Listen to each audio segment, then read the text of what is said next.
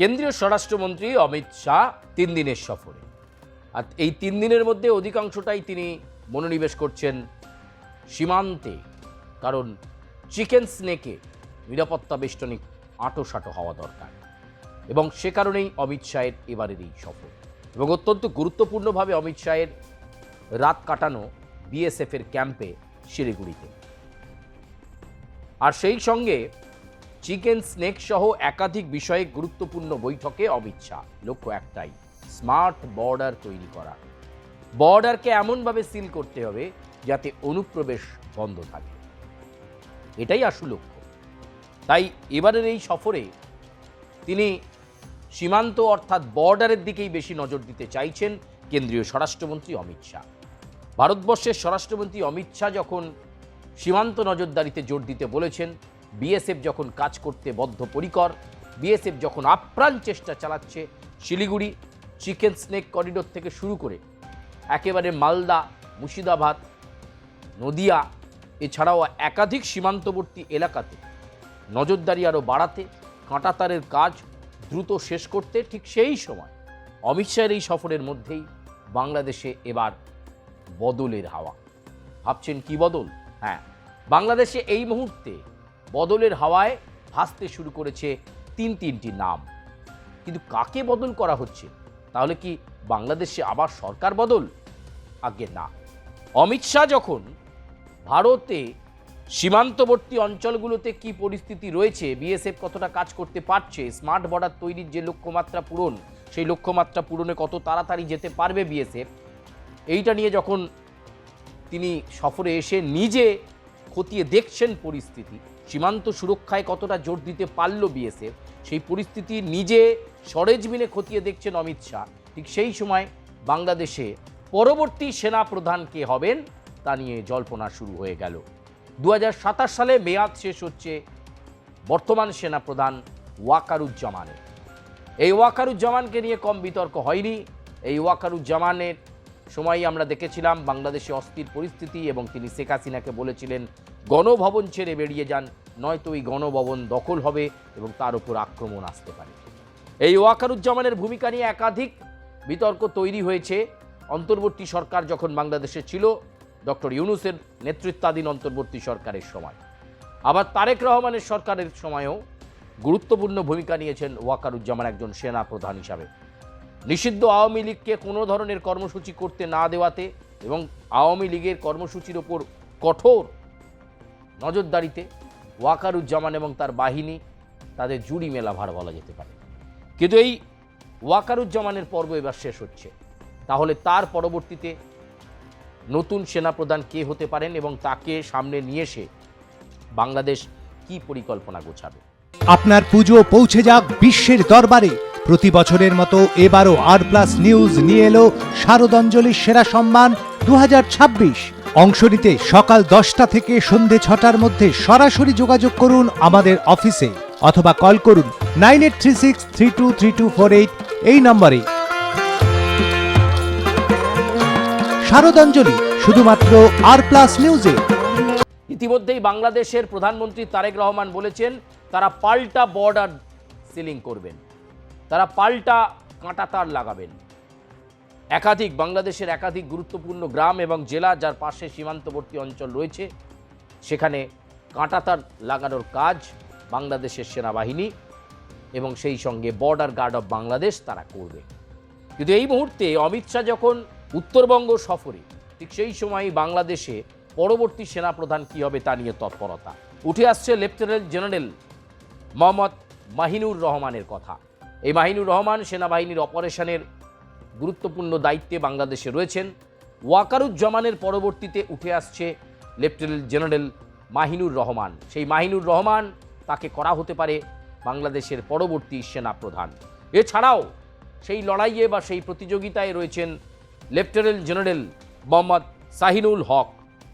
Lieutenant general Shahinul হকও কিন্তু এই মুহূর্তে বাংলাদেশ সেনাবাহিনীতে গুরুত্বপূর্ণ ভূমিকা পালন করছে। তাকেও করা হতে পারে ওয়াকারুজ্জামান পরবর্তী পর্যায়ে বাংলাদেশের সেনাপ্রধান। এবং আরেকটি নাম ঘোরাফেরা করছে লেফটেন্যান্ট জেনারেল মোহাম্মদ ফয়জুর রহমান। এই ফয়জুর রহমানের নামও ঘোরাফেরা করছে। ফয়জুর রহমানও কিন্তু বাংলাদেশে সেনাবাহিনীতে গুরুত্বপূর্ণ পদে রয়েছেন, কিন্তু তাকে তুলে নিয়ে আসা হতে পারে বাংলাদেশের সেনা প্রধান হিসাবে। তাহলে তিনটি নাম, একদিকে মাহিনুর রহমান, শাহিনুল হক, ফয়জুর রহমান, এই তিনজনের মধ্য থেকে একজনের বাংলাদেশের সেনাপ্রধান হওয়ার কথা রয়েছে ওয়াকারুজ্জামানের পরবর্তী পর্যায়ে, যিনি শক্ত হাতে বাংলাদেশকে ধরবেন। এবং তারেক রহমান যে কথা বলেছেন পাল্টা কাঁটাতার দেওয়া হবে, তার নেতৃত্বে থাকবেন সেই সেনাপ্রধান, পাল্টা কাঁটাতার দেবেন তারা। কিন্তু এই সেনাপ্রধান চেঞ্জ করাতে, এই সেনাপ্রধান পরিবর্তন করলে ভারতবর্ষের সঙ্গে বাংলাদেশের সম্পর্কটা আবার কি ঝালিয়ে নেওয়া যাবে? যে অবনতি হয়েছিল ওয়াকারুজ্জামানের সময়ে, বা যে অবনতি এখনও ওয়াকারুজ্জামানের সময় রয়েছে ভারত বাংলাদেশের সম্পর্কের মধ্যে, সেনাপ্রধান পরিবর্তন হলেই কি ভারত বাংলাদেশের সম্পর্ক আবার আগের মতো হবে? আবার একে অপরের মধ্যে একটা কোঅর্ডিনেশন, একটা সমন্বয় বিরাজ করবে?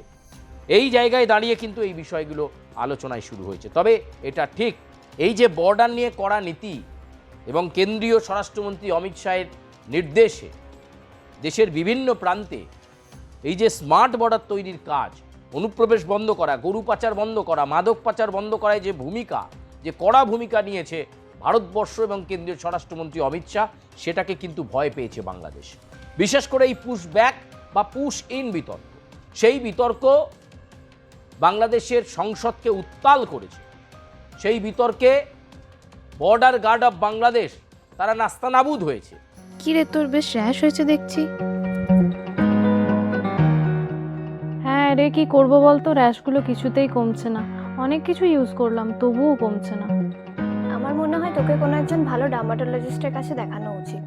তুই ঠিক বলেছিস, কিন্তু কোনো ভালো ডার্মাটোলজিস্ট থাকলে একটু সাজেস্ট কর না প্লিজ। এই তোর তো একবার র্যাশ হয়েছিল না? তুই কোথায় দেখিয়েছিলিস?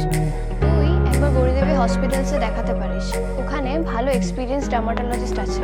আমারও সেম প্রবলেম হয়েছিল, এখন ওখানে ট্রিটমেন্ট নিয়ে আমি এখন ঠিক আছি।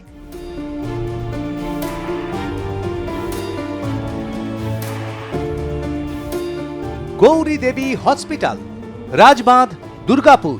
যোগাযোগ 8001003333, 8001113333।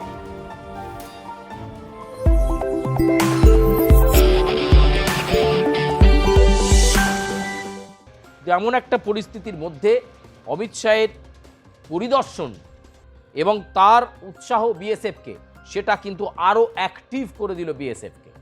এবং লক্ষ্যমাত্রার যে সময় রয়েছে তার অনেক আগেই এই পশ্চিমবঙ্গের বিভিন্ন সীমান্তবর্তী এলাকা, স্মার্ট বর্ডার তো হবেই, দেশের অন্যান্য সীমান্তবর্তী এলাকাকেও দ্রুত স্মার্ট বর্ডারে পরিণত করে ফেলা হবে।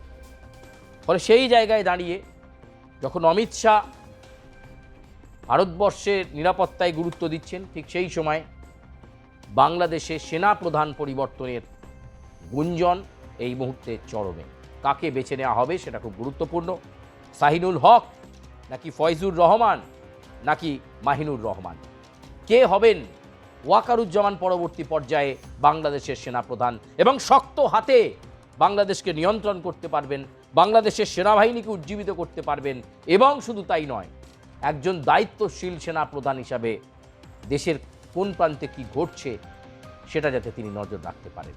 ওয়াকারুজ্জামানের পর্যায়ে বা তার এই দায়িত্বে থাকাকালীন সময়ে কিন্তু ভারত বাংলাদেশের মধ্যে অনেকগুলো সংঘর্ষ পরিস্থিতি তৈরি হয়েছে, সম্পর্কের অবনতি হয়েছে বারে বারে, কিন্তু একটা বারও অ্যাক্টিভ রোল নিতে, মানে দু দেশের মধ্যে যাতে সম্পর্ক ভালো হয় এরকম কোনো রোল নিতে দেখা যায়নি সেনাপ্রধান ওয়াকারুজ্জামানকে।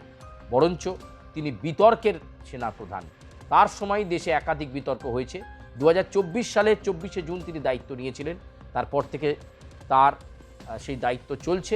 2027 সালে তার যে মেয়াদ, কার্যকালের মেয়াদ শেষ হবে ওয়াকারুজ্জামানের, এবং তার আগেই কিন্তু এই মুহূর্তে বাংলাদেশের সেনাপ্রধান বাছাইয়ের কাজ শুরু করে দিয়েছে গোটা দেশ। এই মুহূর্তে অত্যন্ত তাৎপর্যপূর্ণ, তাহলে কি পাল্টা কাঁটাতার লাগিয়ে একটা বার্তা দিতে চাইবে তারেক রহমান, সেটাও কিন্তু গুরুত্বপূর্ণ। প্রিয় দর্শক, আপনারা জানাবেন আপনাদের আজকের প্রতিবেদন কেমন লাগলো। লাইক করবেন, কমেন্ট করবেন, সাবস্ক্রাইব করবেন, বেল আইকনে প্রেস করতে ভুলবেন না।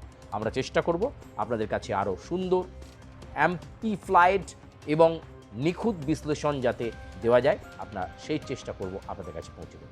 আপাতত ধন্যবাদ, বিদায় নিচ্ছি তাহলে।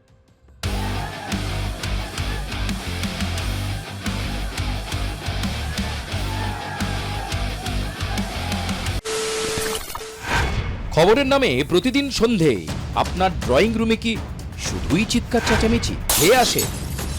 বিতর্কের নামে চলে গালাগালি আর কাদা ছোড়াছুড়ি। এবার সময় পরিবর্তনের, কারণ আমরা কান ফাটানো চিৎকারে বিশ্বাস করি না। আমরা বিশ্বাস করি খবরের সত্যতায়। আমরা কোনো পক্ষের হয়ে গলা ফাটাই না, আমরা সাধারণ মানুষের হয়ে প্রশ্ন তুলি। চিৎকার নয়, শুধু খবর হবে যেখানে বিতর্ক আছে কিন্তু কুৎসিত ঝগড়া নেই। সঠিক তথ্য, বিশ্বস্ত খবর। নজর রাখুন আর প্লাস নিউজে।